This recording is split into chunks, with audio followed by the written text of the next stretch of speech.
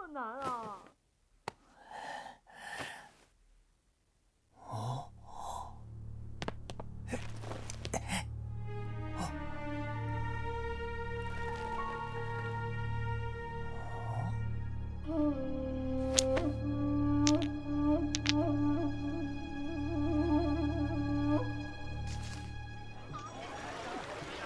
哎，快看，下来了，13层！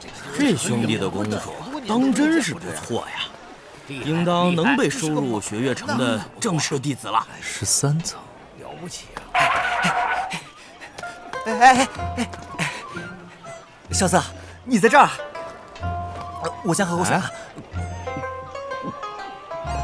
才13层就下来了，比我想象的差了不少啊。我还没输呢，13层那家伙不和我比武，要和我赌骰子定胜负。这个你在行啊，帮我一把。800两，没问题。那应该是尹落霞的弟子。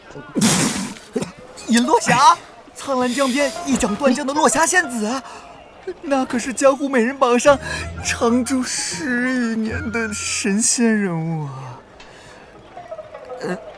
你接着说。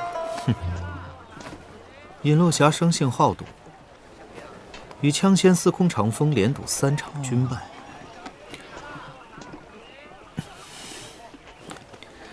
这才被迫在雪月城担任了长老。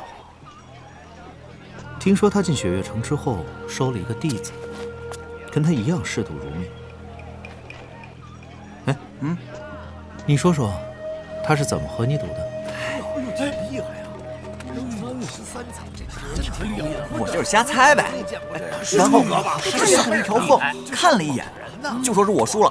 我上去掀开一看，他那个赌具上有机关，他先看一眼，若你猜中了，他就轻轻一拨，骰子就